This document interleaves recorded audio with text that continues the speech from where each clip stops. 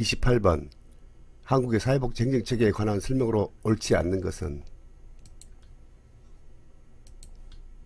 공공행정체계와 민간행정체계로 구분된다. 그렇죠. 공공행정체계라는 것은 뭐 공사나 뭐 의료보험 공단이랄지 뭐 그런 데 되거든요. 그러니까 민간행정체계는 사회복지시설, 복지관이랄지 뭐 장애인시설 같은데, 일단 이번에 중앙부처, 중앙정부의 사회복지 담당 부처는 보건복지에 관한이다. 맞습니다. 그리고 지방정부에서는 사회복지 담당 공무원이 뭐 동사무소나 구청에 근무하고 있죠. 지방자치단체의 사회복지 행정체계는 일반 행정체계에 포함되어 있다. 그렇죠. 또 주민센터나 뭐 구청 같은 근무는 담당은 일반 행정체계와 같이 섞어서 일을 하고 있죠. 일반 행정도 받다가 사회복 행정도 받다.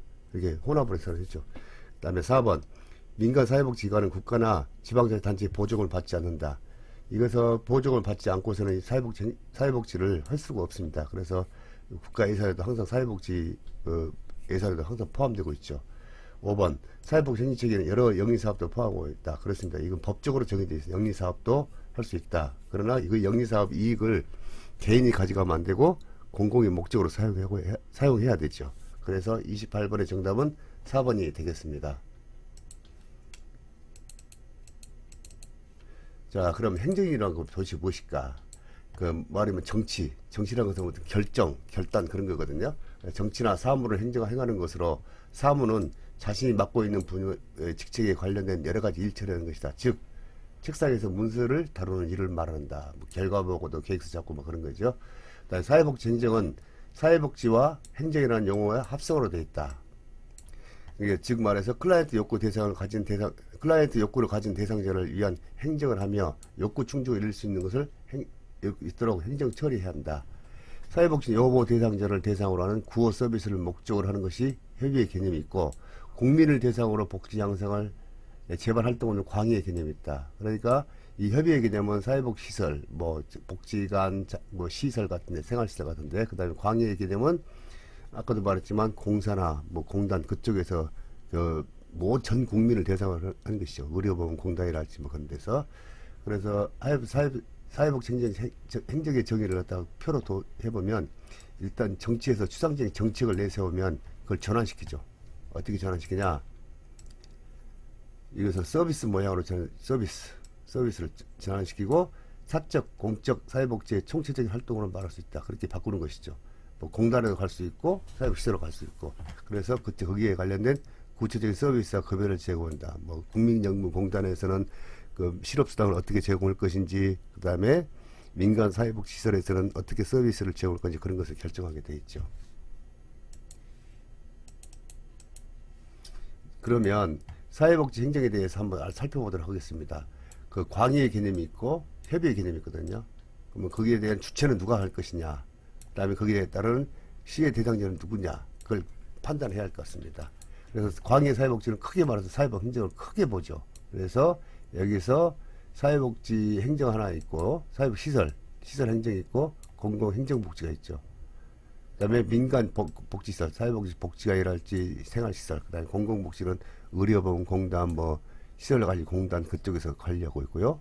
이 객체는 누구냐, 수혜자는 누굴 누구냐, 우리 복지관에 찾아온 그 클라이언트들이고, 그리고 여기서 공공복지관에서 전 국민을 대상으로 의료보험 제도랄지 국민연금지 실업수당 산재 전 국민을 대상으로 하고 있죠. 자, 사회복지 행정과 일반 행정의 공통점이 있거든요.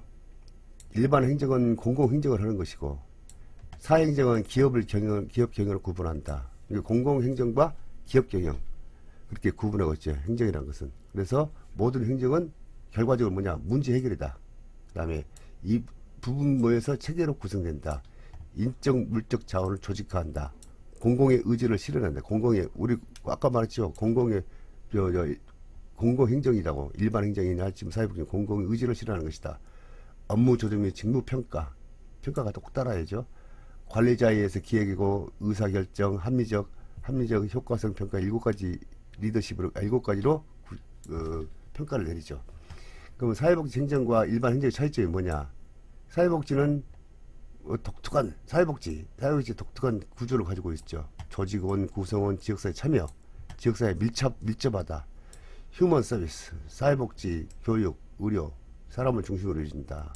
업무 조정 및 평가, 관리자에서 의사결정, 효과적 효율성을 평가한다.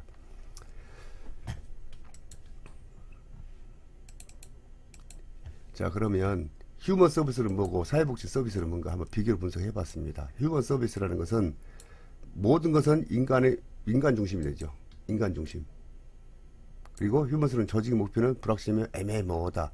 어떻게 사람 마음을 다 끌어들 수가 없잖아요. 그러니까 애매모호하다. 휴먼의 조직은 활용하는 기술이 불확실하다. 그냥 낭만적이라고 보는 것이죠. 휴먼스의 조직의 핵심 활동은 직원과 클라이언트 관계이다. 휴먼스의 조직은 직원의 전문성의 의존도가 크다. 휴먼스의 조직의 효과성을 측정할 때는 척도가 부족하다. 휴먼 서비스 어떻게 인간의 감성을 어떻게 그 척도로 구분할 수 계속 개발해야죠. 항상 부족하죠. 그 다음에 사회복지는 도덕적 가치를 한다. 그 도덕적 가치라는 것은 뭐냐면 가치 중립 및 판단, 윤리적으로 판단하고 도덕과 윤리의 차이가 되죠. 윤리는 옳고 그름이고 도덕은 그보다 더 큰 개념이죠. 그 다음에 클라이언트와 사회복지가 인간의 상호작용을 한 것이다. 그 다음에 사회적 책임성을 갖고 있어야 한다. 그 다음에 여기서 비슷한 이제 전문가의 중요성, 목표의 모호성, 성과의 무형성, 효과성 효율의 척도가 부족하다. 이건 똑같은 척도 효율성 척도와 효과성 척도는 항상 개발해야 돼요. 인간의 마음을 다루기 때문에 그 뭐 어떤 기술직 같은 데서는 딱 떨어지지만 이것은 떨어지지 않잖아요. 그렇기 때문에 항상 척도는 개발해야 돼요. 그래서 우리가 주로 쓰고 있는 척도는 공동모금의 척도 개발집이 있거든요. 그건 인터넷에 볼 수가 있을 거예요. 그걸 한번 찾아보시면 많은 도움이 될 것 같아요.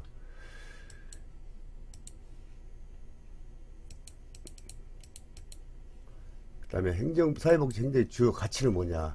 사회복지 주요 가치를 봤을 때는 사회복지 행정 주요 가치, 그 다음에 아까도 말한 효율성, 효과성, 뭐 공평성, 접근성이 아까 말했죠. 복지관은 항상 지역 주민하고 같이 있어야 되는데 산속에서 만든다고. 여기서 편의성, 물리적, 정보적, 심리적, 포괄적인 것이다. 그 다음에 대응 능력이 있어야 한다. 그 다음에 프로그램의 책임성, 뭐 중립성을 지켜야 한다. 그런 거거든요. 아까도 말한 효과성, 목표 달성 여부, 효율성은 최소 제약으로 최대 효과를 낸다. 투입 대 산출. 그러니까 고기 2마리하고 빵 5개로서 5,000명 먹였다. 그럼 대단한 효율성이죠. 공평성, 일명 형평성이라고 하죠. 동일한 욕구를 가진 클라이언트에게 동일한 서비스 제공한다. 그래서 너는 이쁘고 난 마음에 드니까 더 주고 더 서비스를 줘하고 그래서는 안 된다. 그래서 누구든지 평등하게 해야 한다.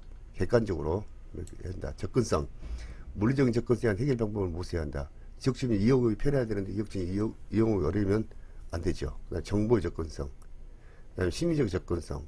심리적 접근성이 아주 큰 이슈화가 되겠죠. 지금은 대응성, 클라이언트에 맞는 대응성이라는 클라이언트에 맞는 서비스. 나는 배고파 도시락 서비스 중요한데 정반대에 뭐 옷을 준다든가 그런 것은 의미가 없죠.